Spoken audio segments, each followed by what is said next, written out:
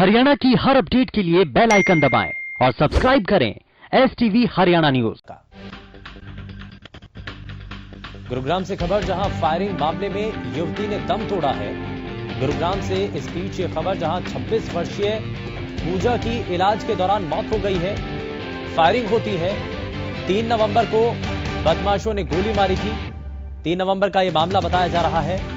दरअसल लूट में असफल होने पर गोली मारी थी और कार छीन करके भागना चाहते थे बदमाश, लेकिन इस दौरान जब वो कामयाब नहीं हो पाए तो उन्होंने फायरिंग की और वो गोली लड़की को लगती है, एक युवती को लगती है और इलाज उस युवती का चल रहा था, लेकिन इस दौरान उसकी मौत हो चुकी है।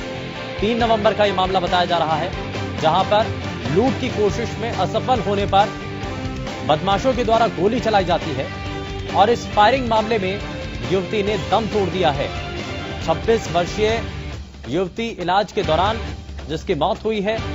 3 नवंबर का यह मामला बताया जा रहा है, जब बदमाशों ने गोली मारी थी और लूट की कोशिश थी। दरअसल लूट में असफल होने पर गोली चलाई गई थी और उसके बाद वो गोली उस युवती को लगती है, जिसके बाद वो बदमाश मौके से फरार हो जाते हैं।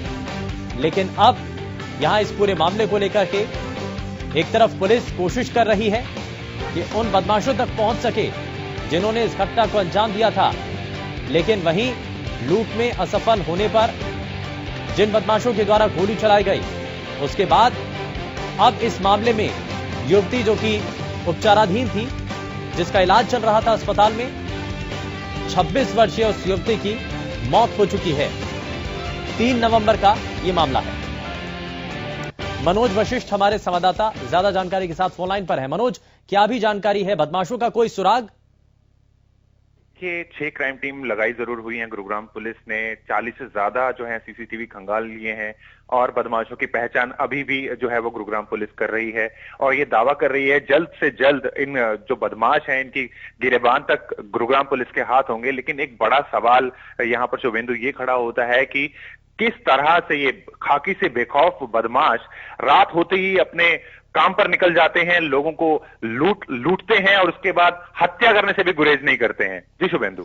बिल्कुल मनोज, और साथ ही साथ इसमें एक सबसे अहम चीज ये कि 3 नवंबर का ये मामला था, युवती को गोली लगती है, इलाज उस युवती का चल रहा था, लेकिन जानकारी मिल रही है कि उस युवती की मौत हो चुकी है। जी बिल्कुल, देखिए 3 नवंबर को लगभग 11:15 बजे की घटना है, जहां ये कपल जो ये लोग थे दोनों निकले थे लॉन्ग ड्राइव के लिए और जब वहां से वापस लौट रहे थे तब वहां पर 3 बदमाशों ने इन्हें पहले तो गाड़ी से उतरने के लिए कहा। जब लड़की जो ये थी वो ड्राइव कर रही थी और लड़की ने गाड़ी से उतरने से मना कर दिया, तो साइड में जो उसकी सीट पे बैठा था लड़का, उस पर फायर किया गया। जैसे ही वो मिस हुआ, जो लड़की ने गाड़ी भगाने की कोशिश की तो साथ में लड़की के साथ सटे हुए बदमाश ने खिड़की में से गोली मारी जो उसके सिर में लगी। उस वक्त वो लड़का उसे लेकर मेदांता अस्पताल में पहुंचा, जहां पर उसने पुलिस को सूचना दी। पुलिस को लगभग 3 बजे के करीब ये सूचना दी गई और उसी वक्त ही पुलिस अपने काम पे लग गई। लेकिन अगेन फिर से यही सवाल है शुभेंदु कि कब तक ये लोग अपने जो अपराधी लोग हैं, कब तक ऐसे ही मासूम लोगों को निशाना बनाते रहेंगे? बड़ा सवाल यही है। बहुत शुक्रिया मनोज इस पर जानकारी देने के लिए। आखिर ये मंसूबे कैसे सफल होते रहेंगे, और अभी तक भी इसमें हालांकि गिरफ्तारी नहीं हो सकी है, लेकिन पुलिस लगातार कोशिश कर रही है उन बदमाशों तक पहुंचने के लिए, उन लोगों तक पहुंचने के लिए जिन्होंने गोली चलाई।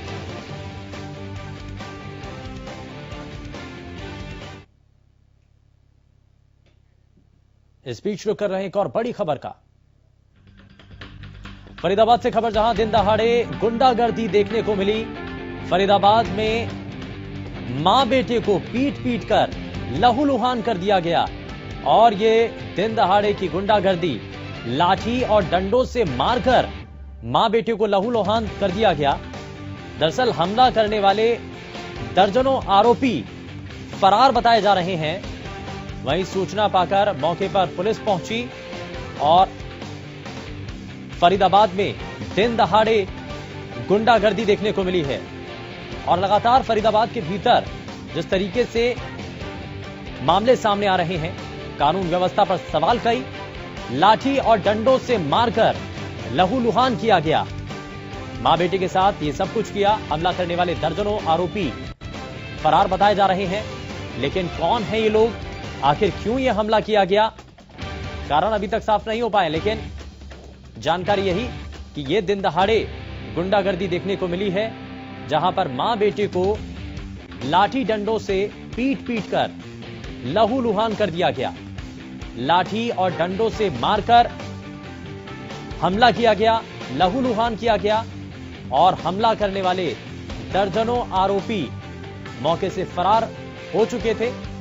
वहीं सूचना पाने के बाद पुलिस मौके पर पहुंची और अब आगे की कार्रवाई शुरू कर दी गई है। लेकिन फरीदाबाद में जिस तरीके से हाल फिलहाल में मामले सामने आ रहे हैं, सवाल कई हैं और जाहिर तौर पर जिस तरीके से दिन दहाड़े इस घटना को अंजाम दिया गया, लाठी डंडों से पीट पीट कर मां बेटे को लहूलुहान किया गया, सवाल ये कि आखिर कानून व्यवस्था का राज कहां है,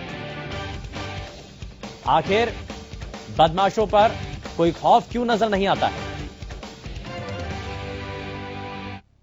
पता नहीं, हम दवाई हम कह रहे हैं तू सर्वोदय जा रहे हैं, सर्वोदय तो अभी नहीं छोड़ा इन लोगों ने। मेरे बेटे को खूब मारा, मुझे मारा, इन्होंने गाड़ी सब तोड़ दी। कम से कम 15 जने औरत नहीं बोली, आदमी थे 15-20 जने, डंडे और पत्थरों से। उल्टी जो खड़ी है इसने डंडा मारा था, इससे पूछ रहा है कि गोली क्यों ईटा जो पत्थर मार रहा है, तूने शीशा क्यों तोड़ा है, तो इससे पूछने आया, स्विच चुपट गए हैं ये सब।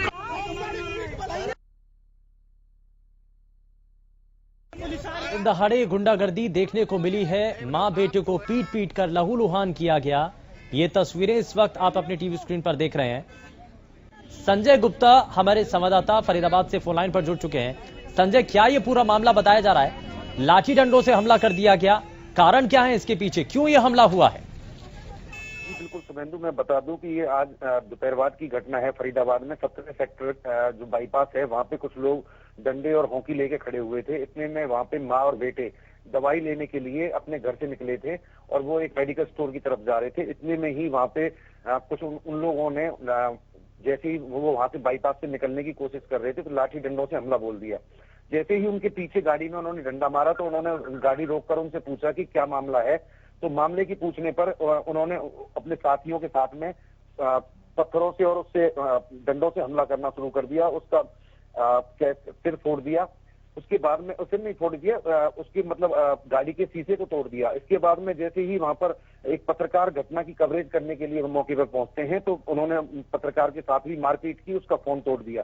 कुछ देर बाद वहां पर पुलिस पहुंचती है। पुलिस के पहुंचने के बावजूद भी वो लोग वहां पर लगातार डटे रहे।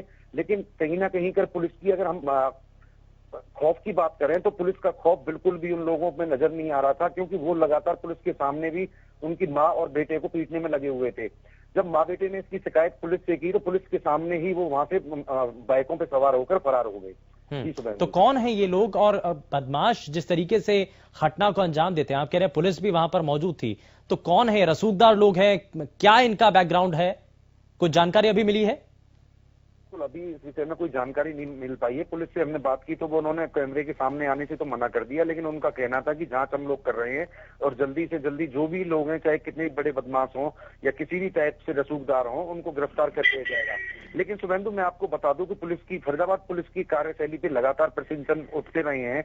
आज का जो मामला है, वो मामला कोई साधारण मामला नहीं है।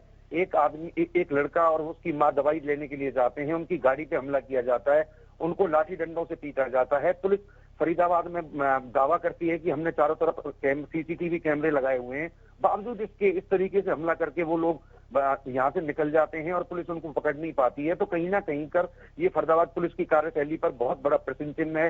हालांकि जो लेकिन संजय, एक चीज ये भी कि लाठी डंडे लेकर के वो जो लोग थे 10 से 12-15 की संख्या में पहले से मौजूद थे, तो क्या कारण था, क्यों वो लाठी डंडे लेकर के सड़क पर मौजूद थे, क्या कारण था इसके पीछे?